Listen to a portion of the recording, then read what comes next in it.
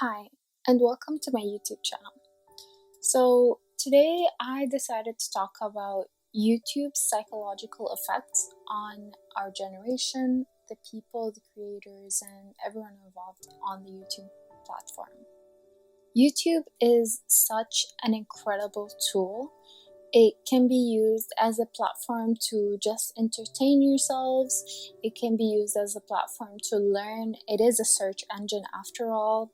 It's also used from the creator's perspective as an outlet for their creativity and even a way to connect with like-minded individuals. And also, of course, making money. However, for the many advantages and positive uses that YouTube has, there are some negative aspects to it that I would like to dive into today. I don't want to be a pessimist, but it's definitely important to be aware of the potential risks and negative connotations that come from using YouTube from a psychological perspective. And today I am gonna discuss 3 different effects that have come out from people using YouTube. So let's start. The first effect is called the burnout effect. So in 2018 or 2019, many creators went through a period of their mental health being severely affected in a negative way. It was declining, and it was very alarming to see so many creators quit YouTube or take a time off to reflect on themselves and heal themselves. Many of them termed it as a burnout, which is a state of mental, physical, or emotional exhaustion that was caused by excessive or prolonged stress. Burnout usually occurs when one feels overwhelmed, emotionally drained, and unable to meet demands. Now, it's important to know that burnout is not just emotional or cognitive. It's very much a physical response of the body to stress, and this has been backed by scientific research. So I want to use the example of not just YouTubers, but an example of a CEO, Arianna Huffington, who is the president and chief and editor of the Huffington Post media empire. She was in an interview with Oprah Winfrey, and she was talking about how important it is to take care of yourself, and even mentioned an incident where she actually collapsed, hit her head on the desk, broke her cheekbone, and got 4 stitches in her eye. And she talked about how that was all due to the stress of running her company. But I actually collapsed from exhaustion on April 6, 2007, 2 years after I had founded the Huffington Post.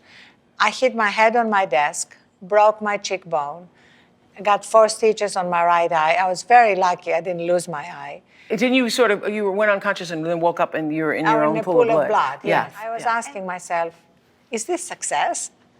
You know, by conventional definitions of success, I was successful. Right. By any sane definition of success, if you're lying in your own pool of blood on your office floor, you're not successful. Because you were so exhausted. Because you're so exhausted that you collapse. Unbelievable.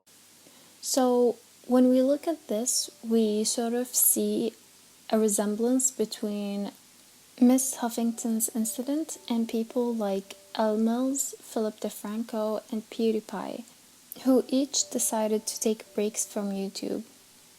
This is also an example of people who actually quit YouTube, like Marcia, who announced the decision last year on her YouTube channel. Now, moving on to the next point that I have, I want to talk about wastefulness. So, many YouTubers who are popular and have gained not only fame but also money from creating YouTube content are relatively young. Many of them are adolescents and made money in their early 20s just to waste them on things like luxury items and supercars.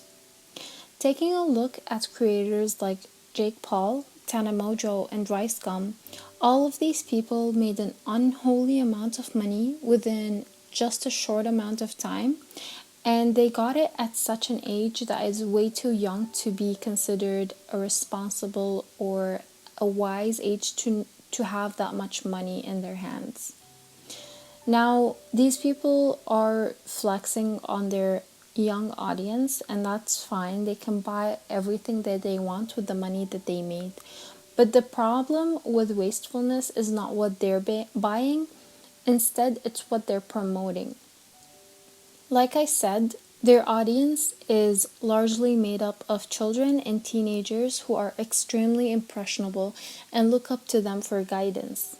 So many children now are shopping at places like Gucci, Prada, and Louis Vuitton just because their favorite YouTuber is doing that too.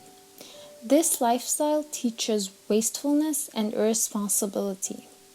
Just because you have $1 million doesn't mean you can spend $1 million. Now, even though wastefulness is such a big problem in YouTube and it's being passed on to their audiences, I think being optimistic is good for us. And so I would really suggest people watch more financial and investment sort of channels that are out there that are made to teach how to use your money and how to invest it and how to be smart with your money. Because let's face it, $1 million is going to disappear eventually. That's why actually a lot of lottery winners are bound to go back to being broke or depressed after like a year to 3 years of winning the lottery, because a lot of them don't know how to be responsible with that kind of money. Having that amount of money be put on you so quickly is honestly detrimental to anyone, not just YouTubers. So it's not really shocking to see how wasteful they are and how that sort of translates onto their young audience. So the third effect that I want to talk about, and I think this is the more dangerous effect, is called the bystander effect. So the bystander effect claims that people are less likely to offer help to a victim if there are others around. The bystander effect came into play in 1964 when a young lady by the name of Kitty Genovese was tragically murdered in front of her New York City apartment. Now, murder, as sad as it is for society, is not very shocking. However, what was more shocking was the fact that there were 38 witnesses who saw or heard the attack take place. Yet no one took any action and instead ignored it, hoping for someone else to take action. This can be really easily seen in this generation, especially by YouTube, from people who learned to take out their phone and videotape something rather than have or do something to help the person. A lot of the people, if they see someone hurting someone else, beating them up, doing something illegal, instead of going on and helping that person, they would much rather just sit back and take a video and then post it on YouTube and claim fame. Which is really, really dangerous for not just society, but also us as human beings. We have morals, we have humanity, and we should really think about helping each other first before taking videos of someone else. And it's really sad to see a lot of incidences of people taking videos, and you see in the background other people are also taking the same videos, and no one's really helping. So those are my 3 theories. I tried to keep it short and sweet. Like I said, if you want to dive more deeply in the topics and the ideas behind each of these theories, you can find them all on my website. It's linked down in the description below. As much as I'm right now not really putting YouTube in the best light possible, I think YouTube is such an incredible platform that I think people really should be smart to utilize. So I think it's a tool that grows a society more than brings it down. these are definitely not criticisms or hate towards YouTube. I genuinely enjoy YouTube. Most of the time I'm on YouTube. So it has proven to be an enormous advantage from all aspects of life, and it's definitely something that everyone would be wise to take advantage of. So those are my points. That's my video. Thank you so much for watching. I really hope you would like, subscribe, and comment your thoughts and opinions on the topic, and for you to click the link in the description and check out my website. It's, I think, a lot more put together than my YouTube videos, because my YouTube videos are more for entertainment rather than for education. So I don't really put as much detail in my YouTube videos to keep them short and sweet.